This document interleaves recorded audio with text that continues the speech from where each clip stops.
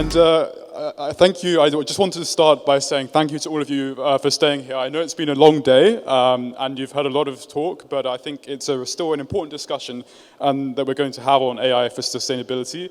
And the fact that you're still here shows that you are interested in it, which is fantastic to see. And what I would say is we've heard a lot today. I've listened to all the talks.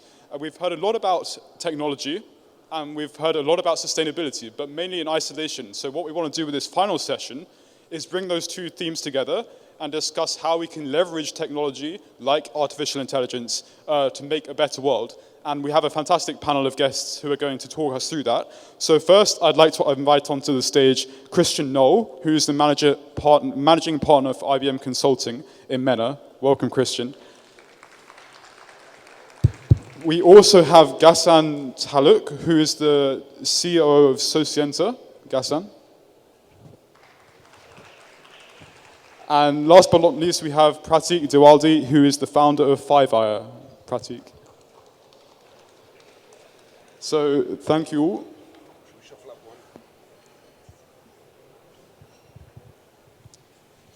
So, as I said, sustainability and artificial intelligence definitely have a role to play together. And we're going to explore that a little bit further. But first, I'd just like to say thanks again for the opportunity from His Excellency and also His Highness. I think it says a lot about the fact that we're empowering young people's voices here. I think I might be the youngest in the room at 21, but it's fantastic to see that, and I think it says a lot about the UAE that they believe in the ability of young people and give them a platform to talk about these issues. So thank you very much to His Excellency.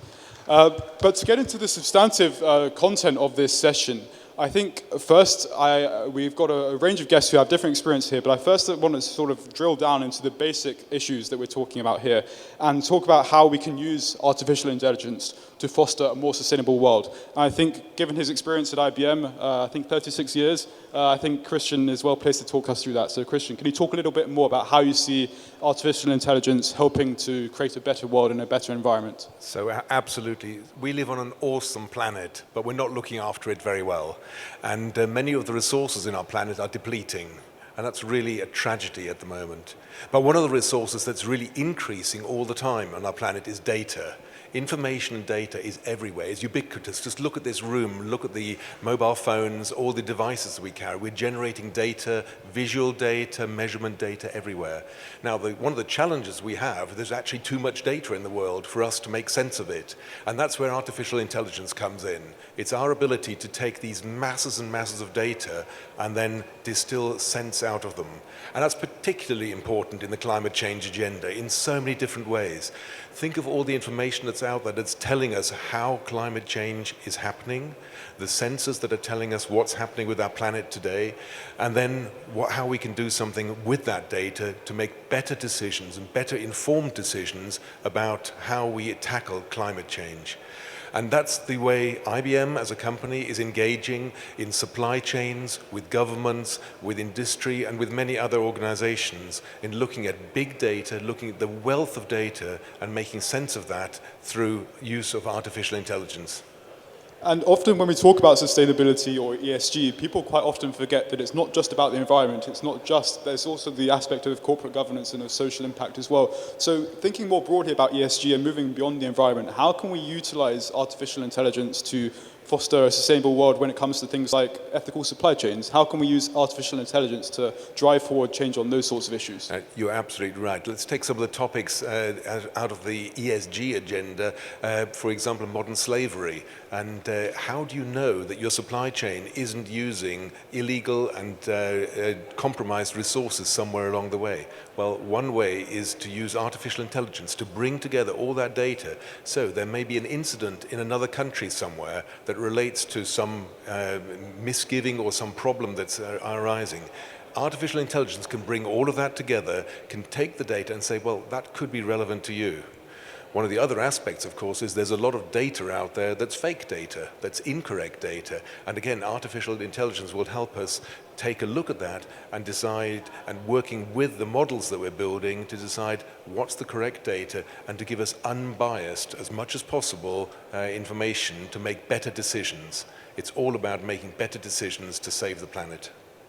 I think that's a really important message. And when we talk about making the right decisions with the right data, you spoke about the issues of sometimes the data not being correct, but also there are broader issues with artificial intelligence sometimes. And I wanted to bring in Prateek now to talk about what some of the threats might be from artificial intelligence, because we've spoken a lot about how in this conference so far, how it's a tool for driving forward change, whether that's generating revenue, whether that's improving the world. But obviously, it's not 100%.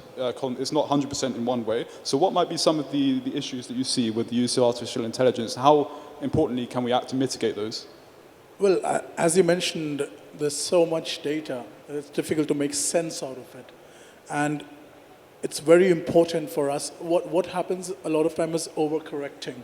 We've been messing up the world for so long that now we're in this phase where we want to overcorrect everything, and because there's so much information out there that we don't know how to make sense out of it. So for instance, what we have done with Fire is that we have built a technology where if you're using, let's say, geothermal energy and I'm using carbon, the mechanism itself makes sure that the sustainability is not just a buzzword. It's not just something that you just like randomly implement. So with mathematical models, what we do is that we make sure that you have a higher quotient if you're using geothermal versus using carbon, and then you are mathematically incentivized financially for using as for instance geothermal energy. So what that does is that, since in a blockchain every single transaction happens on consensus, with every transaction you're moving world slowly and surely towards sustainability. So I think coming back to your question, the problems are just the amount of data and the amount of data points that we have, and how to actually make sense of it, how to make sure that there are good actors and not bad actors whose only agenda is to make sure that we use sustainability as a buzzword to make as much for themselves. Because I personally feel, and I like to quote George Carlin here, like he always says that it's not, we have the arrogance to think that we're going to do something to this world. The problem is not, there's nothing happening to the world. The earth is fine. The people are going away if we keep on doing what we're doing. So I think the most important aspect of what you asked is to make sure to make mathematical models to eliminate those bad actors and make sure to make sense of the right data in the right manner. I think that's a really important point, and I think the notion of human and the impact of technology on humans is important. As the founder of the summit, His Excellency likes to say, it's about human to human and not so much about traditional B2C or B2B models. And following up on that notion of the role that business can play and what factors might influence that, I'm interested to explore what you said about sustainability being a buzzword, because I've definitely seen that in some of the work that I've done.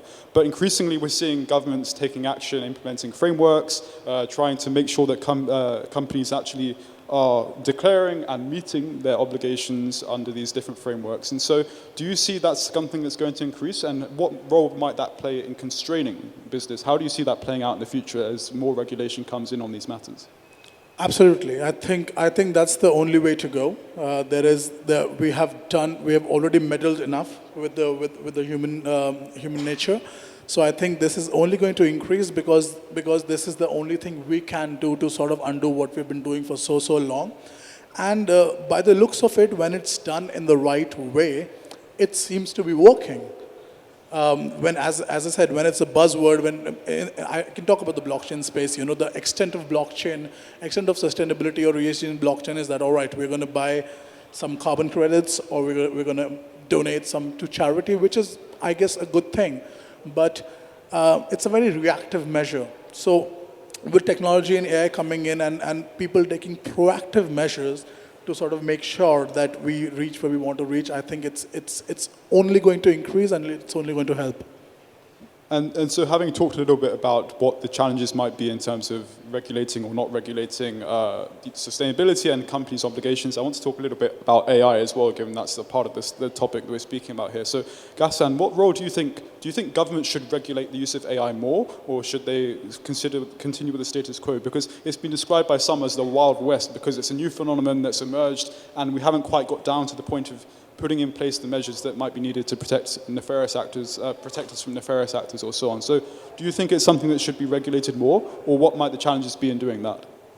Sure, thank you. I believe it's too early to regulate AI, right? We're still in the innovation phase. We're still in the discovery phase. The laws we currently have can help us to arbitrate any issue that comes out of an AI system or a bot, be it discrimination, be it a work accident, whatever it is. The current laws can help us, let's say, navigate through those. Let's keep people playing with the data. Let's keep people innovating. Let's not limit them. Usually regulations means limiting the innovation.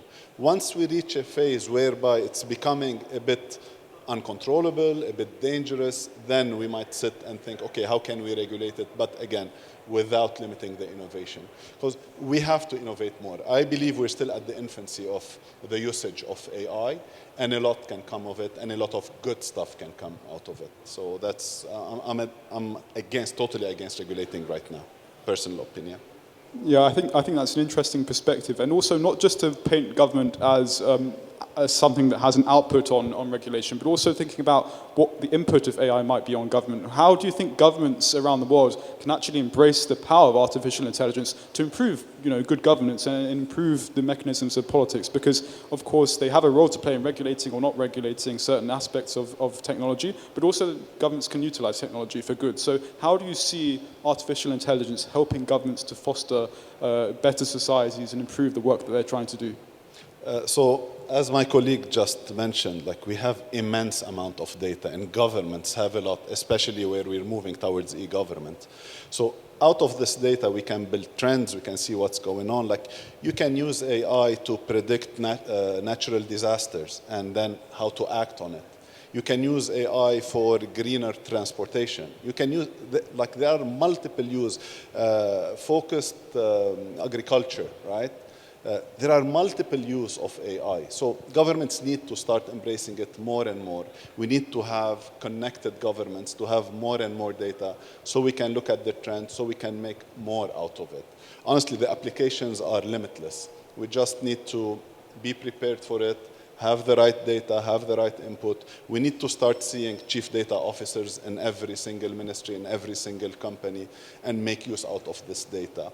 Capturing meaningful data, not any data, because there is a lot of, I would say, parasite data that will come. So we need to capture the meaningful data and think how to use it. And to do that, we need to reinvent ourselves, be it private companies or governments. We need to get rid of obsolete systems. There are so many old systems that will limit you or will limit your creativity. We need to upskill our employees, our colleagues, our leadership team in order for us to be ready for all these changes. Yeah, I think that's an important message about being on the forefront of change, and hopefully those who are here today are embracing that notion by attending the Future Innovation Summit, and hopefully they've gleaned something useful from the other discussions we've had today. But given we're moving towards the final stage of this session, I just wanted to ask each of you to provide one piece of advice or one action that the audience can take away from what they've heard about today, so that there's something they can gain from this session. So perhaps we could start with you, Christian. Is there any piece of advice or any action you think people should take after listening to this? Yes, a very simple piece of advice is we all swim in data lakes almost every day. Think about how that impacts your business. So we have to start small. We have to start within a company, a school, a university, a government department. But think about how you can use AI for good in the topic of sustainability. AI is being used in many other areas, but think about how you can use it in your carbon agenda, in your ESG agenda, and across the board. And that means dedicating some resources to it, that means dedicating some people to it, and it means dedicating time to it. So I would say give time to AI for sustainability. And Ghassan? My advice, actually, AI took its fair share of bad media, right? The rise of the machines, the robots are going to take over, so people have some fear of AI. AI is going to take our jobs, etc. My advice would be embrace the technology, embrace AI. There are some tasks that a computer is way more equipped to do it than a human being. So dedicate those jobs to the computer and let's focus at what we do best as a human. So let's capitalize on the technology rather than be scared of the technology. I think that's a really important message, actually. And I think finally, Prateek? I think both of them said it really well. There's not much else to say, but I would say that focus on implementing all of this yourself and also supporting businesses that are developing concrete mathematical models to make sense of the data that we have, because there is a lot of sensible and senseless data around. For instance, as you were saying that it's very difficult to separate the parasitic data. What we have done is that anybody who provides parasitic data, and we have 900 billion data points in our consensus. So anybody who provides parasitic data is penalized in a sense that they're slashed for the foreseeable future, so they do not make the mistake of giving out that kind of data. So my only advice, would be to make sure that you at a personal level look at the ESG, which also look at the S and the G.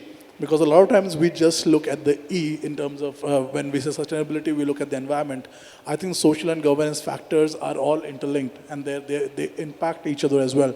So look at the whole picture and also please support all businesses that are making sure that we mathematically model this data and so that this does not remain just a buzzword and is something that is tangible in front of us.